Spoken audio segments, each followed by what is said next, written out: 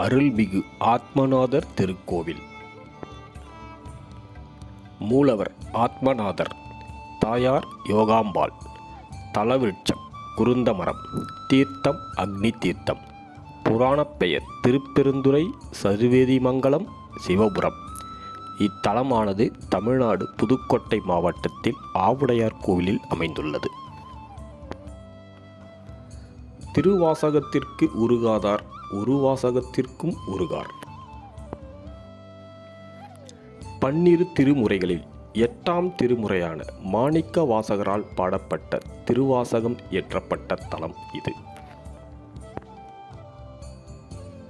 மாணிக்க வாசகரால் கட்டப்பட்ட மிக சிறப்பு வாய்ந்த சிவஸ்தலம் இது.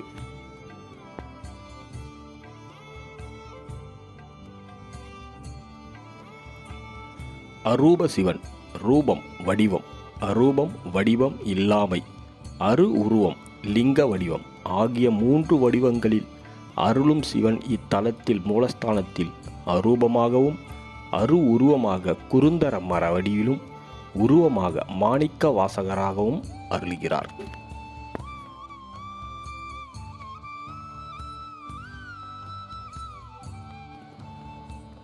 மற்ற தலங்களைப் போன்று கோவிலில் தீபாராதனை தட்டை தொட்டு வணங்க முடியாது.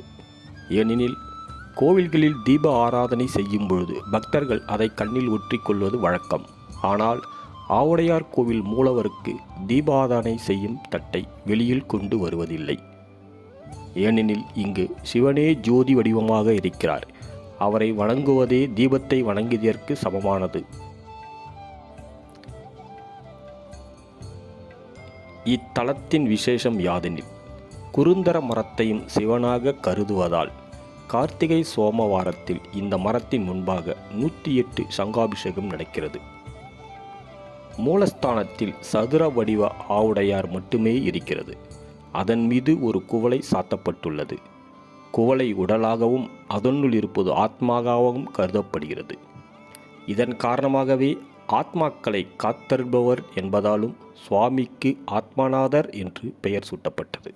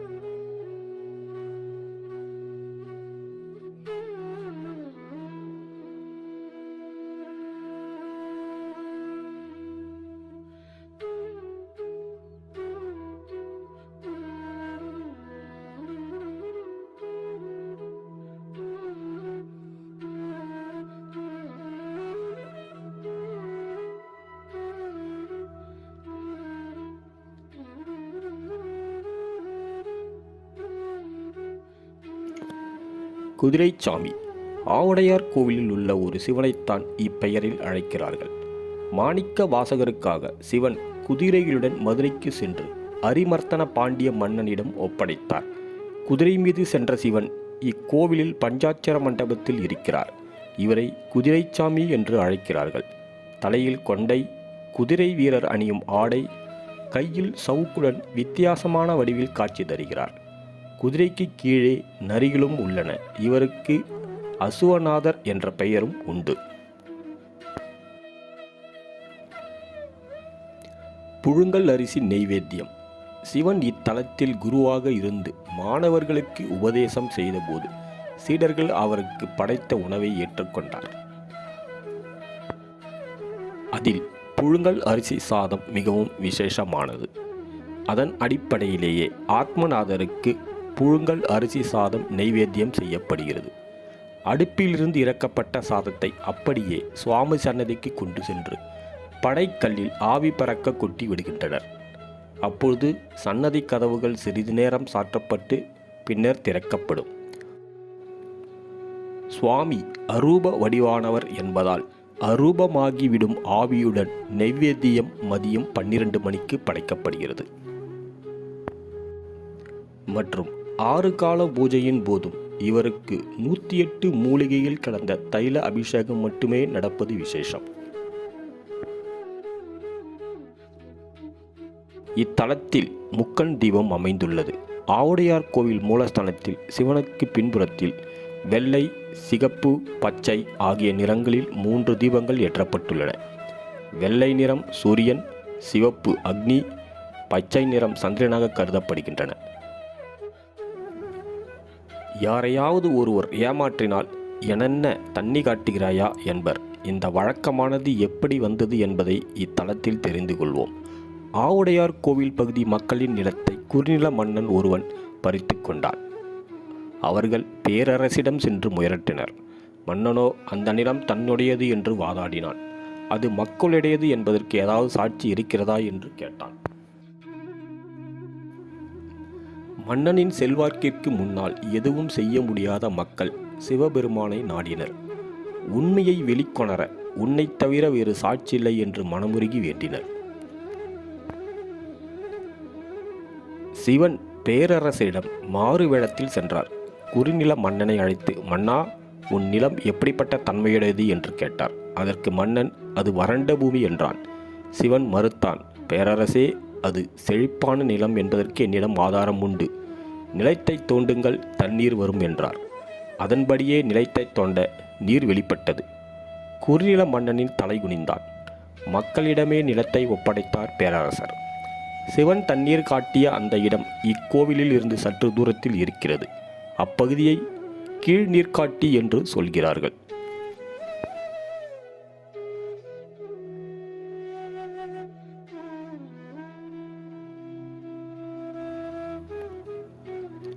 அரூப அம்பாள்.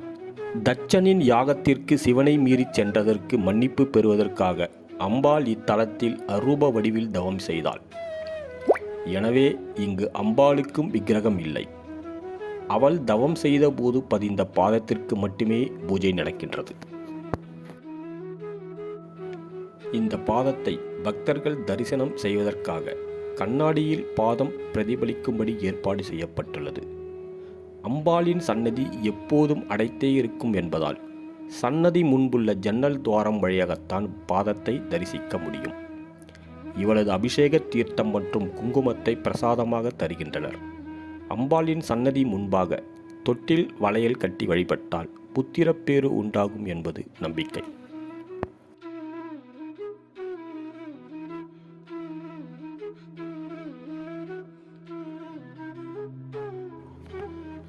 சச்சிதானந்தம். முக்தி நிலையை அடைவதற்கான பிரதான 3 நிலைகளான சச்சிதானந்த நிலை அமைப்பில் இக்கோவில் உள்ளது. சத் அம்சமாக கோவில் மகாமண்டபமும், சித் அம்சமாக அர்த்த மண்டபமும், ஆனந்தமயமாக கருவறையும் இருப்பது இத்தலத்தின் விசேஷம்.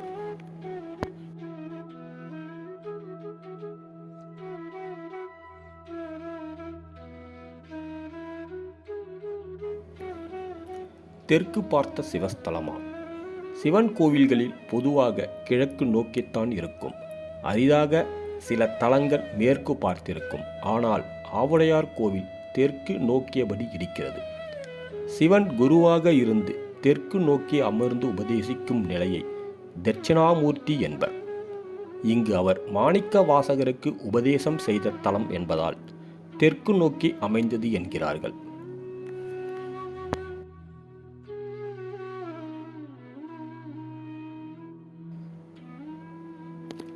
மாணிக்க வாசகர் இத்தலத்தில் சோமாஸ்கந்தர் ஸ்தானத்தில் அமைந்திருக்கிறார். இவருக்குத்தான் இத்தலத்தில் உற்சவம் நடைபெறுகிறது.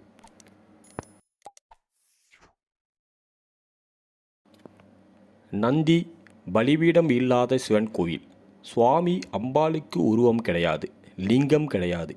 அடிப்பகுதியான ஆவுடை மட்டுமே உண்டு. அம்பாளுக்கு திருப்பாதங்கள் மட்டுமே உண்டு. ஆவுடையார் கோவில் நவகிரக சன்னதி இல்லை. ஆனால் நவகிரக தூண்கள் வைக்கப்பட்டுள்ளன. முதல் தூணில் ராகு, கேது, இரண்டாவது தூணில் சனி, வியாழன், சுக்கிரன், செவ்வாய், மூன்றாவது தூணில் உஷா, பிரத்யுஷா, சூரியன், புதன், நான்காம் தூணில் சந்திரனும் இருக்கின்றனர். அருகிலுள்ள 2 தூண்களில் காலத்தீஸ்வரர் மற்றும் கங்காதேவி அமைந்துள்ளனர்.